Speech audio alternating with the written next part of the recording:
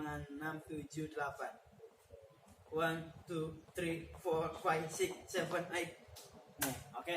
Jadi kalian bisa dilakukan di rumah pemanasan dengan tadi baik bala praktekan juga bahasa.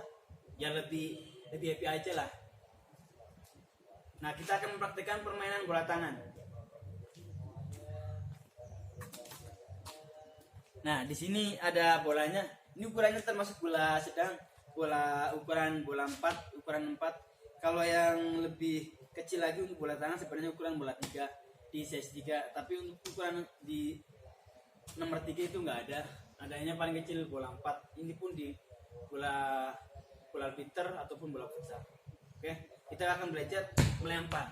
Sebenarnya sih melempar gampang sih. Nah, karena ini harus ada temennya, jadi bagi akan mempraktekkan dengan teman sini. Ini teman baru, entar kalian tahu pada saat belajar tatap muka. Nah, ini namanya Pak Mario. Entar kalian tahu perkenalan nama Pak Mario. Entar kalian tahu pada saat pembelajaran udah kembali normal.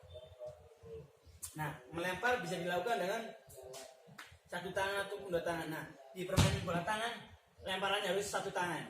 Kalau lemparan dua tangan, pada saat kalian mengumpan saat lari nih nggak boleh dua tangan. Sebenarnya bebas sih, lebih cepat pakai satu tangan. Kemudian menangkapnya pun pakai dua tangan. Kalau kita bermain nih, udah kita berdiri apa? Nah kita dua tangan. Takutnya kalau satu tangan bolanya nggak pas. Nah makanya pada saat kita bermain harus dua tangan. Oke. Nah sekarang tadi udah lempar, menangkap, sudah kita praktekkan kombinasi melempar, menangkap di permainan dua tangan. Nah sekarang belajar menangkap. Ini Pak Mario yang lempar, Pak Iqbal yang menangkap. Nah oke, menangkapnya dua tangan. Jadi menangkap bola itu pun ada apa ya tekniknya. Sebelum kalian menangkap, alangkah baiknya kalian lihat bolanya sampai ke kita, maksudnya teman kalian oper nih, kalian jangan apa ya, tangannya jangan buka dulu. Contoh nih, ini sebelum dia melempar jangan buka dulu gini. Jadi ini bola lemparan baru kita buka. Ya biar lebih efektif sih, lebih baik sih. Jadi pada saat bola melempar kemudian kita menangkap. Tadi Pak Iqbal sudah mencontohkan gerakan melempar dan menangkap sambil bermain. Kita berpindah di permainan bola kasti. Di permainan bola tangan ada gerak manipulatifnya. Teman-teman bisa dilihat ya. Tadi gerak manipulatifnya apa aja? Ini apa ya? Mungkin lebih ke pertanyaan. Jadi contoh sebutkan dari gerakan manipulatif pada saat permainan bola tangan. Sebutkan dua contoh gerak manipulatif di permainan bola tangan. Yang tadi Pak Iqbal contohkan di permainan bola tangan, gerak manipulatifnya apa aja? Ntar kalian komen di YouTube ataupun di WA. Nah sekarang kita lanjut ke permainan bola kasti. Nah, yang pertama lebih ke pemukul dulu. Jadi ada 3 trik memukul. Yang pertama pukulan bola menyusut tanah, kemudian bola datar setinggi dada, kemudian bola lambung. Bola lambung sebenarnya sih lebih ke atas, emang bola lambung ke atas. Pertama kita akan memukul. Pada saat memukul ada tekniknya. Yang pertama pukulannya dipegang bola tangan. Kalau seandainya kalian bisa bola tangan kiri ya bola tangan kiri, tapi lebih efektif, lebih baik bola pakai pukulannya di posisi bola di sebelah kanan dan diluruskan sejajar kayak gini bola tangan. Oke. Pukulnya lurus sejajar dengan bahu kalian. Yang pertama kita praktek lemparan datar. 1, 2, 3. Nah ini kita tadi udah dipraktekin. Sekarang lemparan lambung. Kita siap-siap. 1, 2, 3. Kita ulang lagi. 1, 2, 3.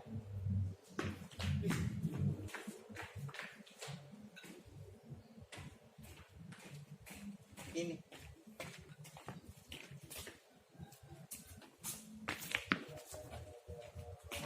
Yang terakhir yang lebih susah sebenarnya di pukulan tanah. Jadi musuh tanah bukan berarti lemparannya ke bawah ya. Sebenarnya musuh tanah kalau Pak Iqbal artikan, kalau Pak Iqbal apa ya lebih dimodifikasi permainannya, lemparannya mungkin selutut. Jadi hasil bolanya itu ke bawah, menyusur ke tanah. Bukan berarti lemparan musuh tanah ya kita bisa. Logikanya gitu kan. Ini mah kalau udah menyusur tanah ya gerakan bolanya itu mati, nggak hidup. Jadi kalau di permainan bola kasti kan lemparannya kan itu hidup nih, jalan nih. Kemudian kita pukul. Nah kalau lemparan tanah kan nggak mungkin bolanya sesuai apa ya, kayak lemparan datar, lemparan lambung, nggak mungkin bola bisa. Makanya di sini akan praktekkan lemparan pukulan ke tanah, pakai lemparannya langsung. Dan kalian pada saat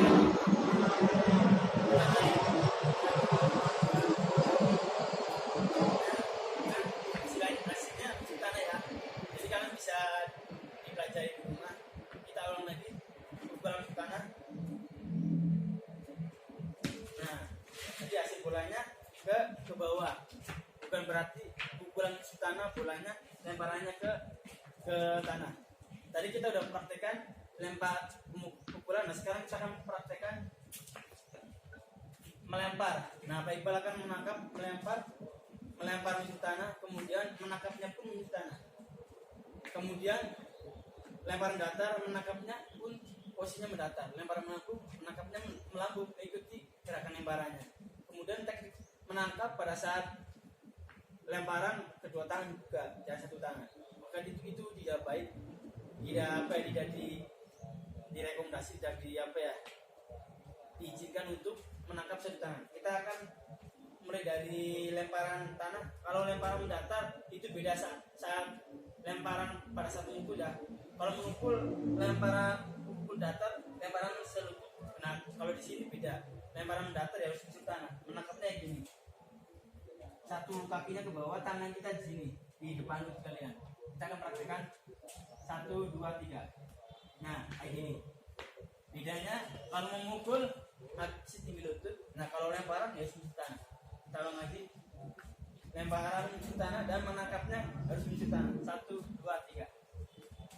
Nah, yang kedua lemparan datar. Setinggi dada. Nah, jadi gini ya. Nggak boleh gini. Jadi dorongnya mulutnya tangannya ke atas, bukan diayunkan ke bawah. Yang benar dorong ke atas, bukan diayunkan ke bawah. Nah, sekarang lemparan melambung di atas kepala.